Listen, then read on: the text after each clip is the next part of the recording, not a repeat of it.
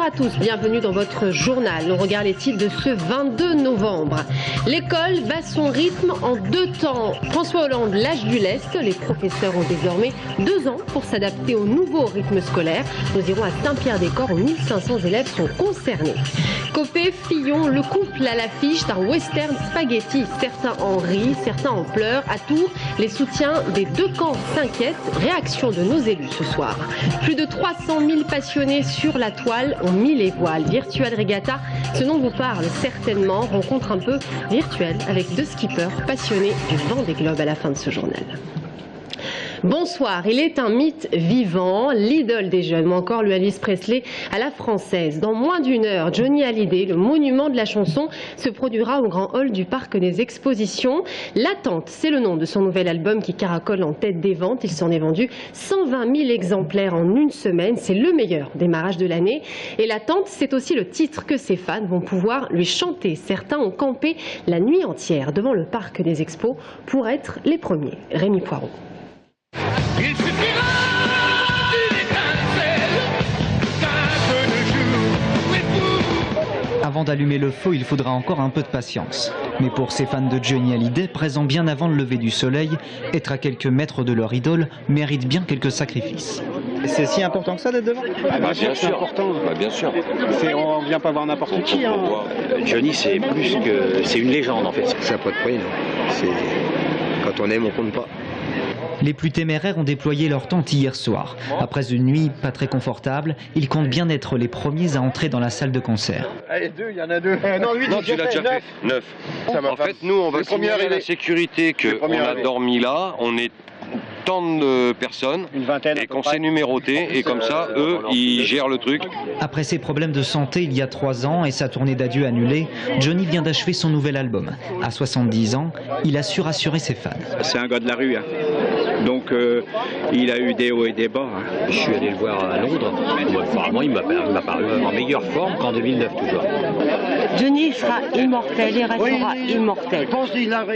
Et si en fin de matinée quelques bousculades apparaissaient déjà, Un peu là, s'il vous plaît. la bonne humeur a su rapidement prendre le dessus.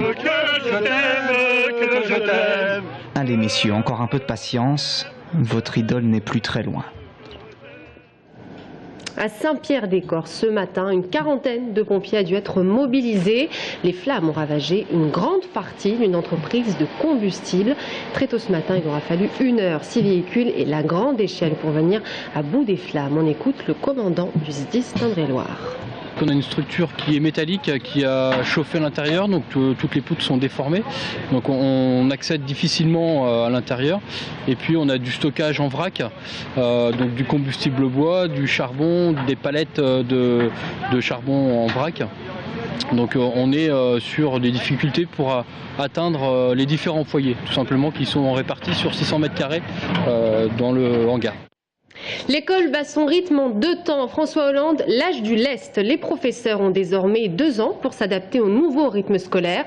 À Saint-Pierre-des-Corps, la semaine de 4 jours et demi concerne au total près de 1500 élèves. 13 écoles qui ont 24 mois pour mettre en place le budget et le nouvel emploi du temps. Agnès Michaud. 2 ans pour mettre en place la réforme sur les rythmes scolaires, cela signifie pour beaucoup de communes 1 an de répit.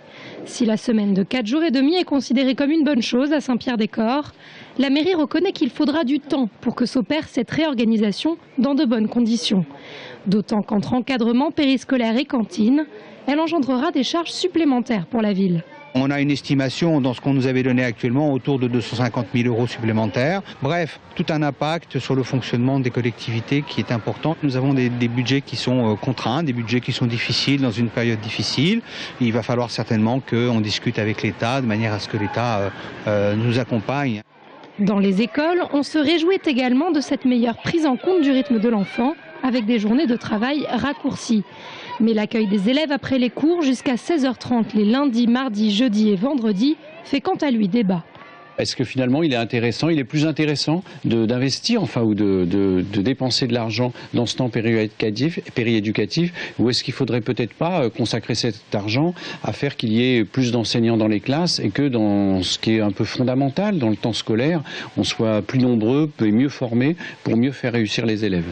Les écoles qui le souhaitent pourront passer à la semaine de 4 jours et demi dès la rentrée 2013. L'État devrait débloquer un fonds spécifique de 250 millions d'euros pour aider les collectivités dans cette démarche. Copé-Fillon, le couple à l'affiche d'un western spaghetti. Cacophonie, honte, amateurisme, voilà ce qu'on entend depuis plusieurs jours. Certains en rient, certains en pleurent et d'autres, comme l'UDI, en profitent pour recruter les déçus de l'UMP. La ville de Tours compte de nombreux soutiens dans les deux camps. Quelles sont les réactions ce soir? On voit cela avec Brian Bock. Dans les rangs de l'UMP, Roger Maouldo, conseiller régional et copéiste convaincu, sonne la fin de la récréation. Élu local et proche des militants, son inquiétude est difficile à cacher. On est dans une situation incroyable et pour tout dire lamentable. Et donc je me mets à la place de tous ces militants dimanche qui se sont déplacés, qui sont allés voter. J'ai beaucoup d'inquiétude parce que si vraiment l'antagonisme persiste, nous allons vers une scission, oui, je le crois vraiment. Quant à Claude Greff, député UMP, soutien de François Fillon, elle regrette profondément cette situation et souhaite rapidement l'apaisement. Nous sommes dans une situation qui est extrêmement compliquée. Je crois qu'il faut calmer les humeurs, rendre les choses beaucoup plus simples, demander à ce qu'il y ait une forme d'intérim de direction. C'est ce qu'a demandé François Fillon à Alain Juppé. Moi, de toute façon, je suis et je resterai dans l'UMP et je verrai davantage mes militants sur le terrain parce que, je l'ai toujours dit, l'UMP national ne peut fonctionner que si les militants locaux fonctionnent bien. Mais cette situation fait bien l'affaire d'autres partis. Dans une interview accordée à nos confrères de l'AFP, le centriste Maurice Leroy, membre de l'UDI fondé par Jean-Louis Borloo, constate une hausse des adhésions dans son parti et déclare « Une recomposition politique claire à droite et au centre est en train de s'opérer. La grande leçon du scrutin à l'UMP, c'est la fin du parti unique voulu à droite en 2002. » Le feuilleton UMP tourne désormais au tragicomique. À quand le dénouement? Affaire à suivre. Et j'ajoute qu'Alain Juppé a proposé cet après-midi de présider une instance collégiale neutre pour réexaminer les résultats contestés de cette élection. Proposition qu'a accepté Jean-François Copé et qu'a refusé Valérie Pécresse, proche de François Fillon.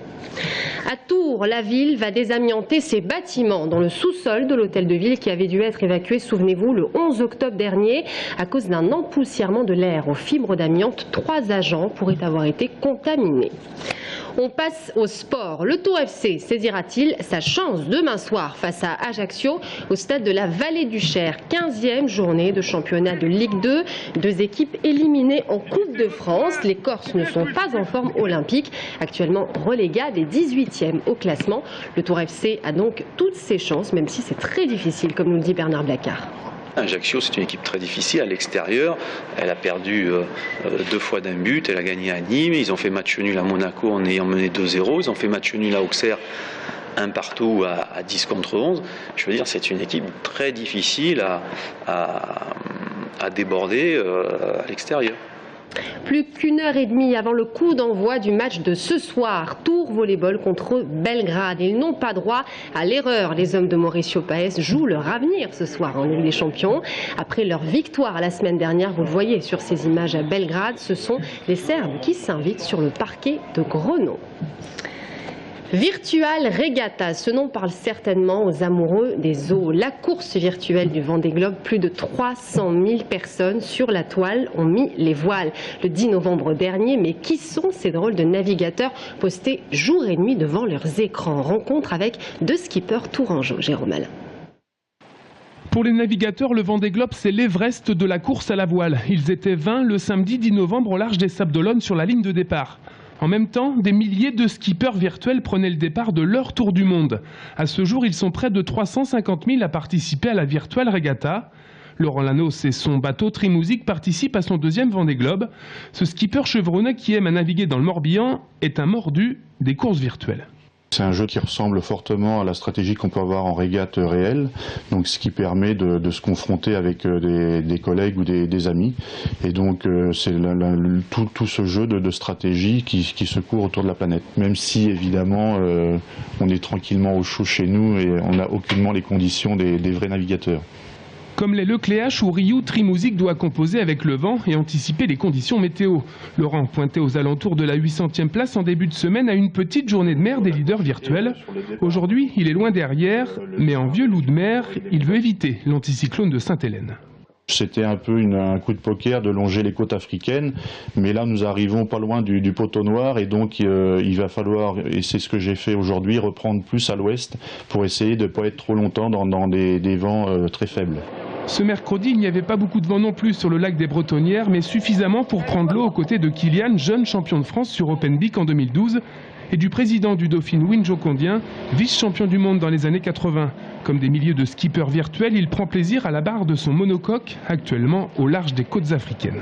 On est peut-être le 3e club en ce moment en Virtual Regatta au point de vue nombre d'adhérents à Virtual Regatta. Et ensuite, on le vit bien parce que j'ai l'impression, quand je suis sur un bateau comme ça, de passer le cap de Bonne-Espérance et voir le Cap Horn même bientôt. Mais Cap Horn, ça veut dire voir et mourir peut-être, on ne sait jamais encore. Passer le Cap Horn, oui, mais seulement en virtuel. Pas de risque d'avarie pour les poules du Sien, Capitaine Barbare ou Jet 2026.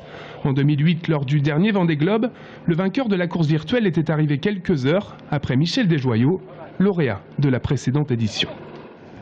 Et c'est ainsi que s'achève notre journal. Merci à tous de nous avoir suivis. Dans un instant, l'invité de la réaction est Pierre Louon. Nous parlerons avec lui du Congrès des maires. A tout de suite.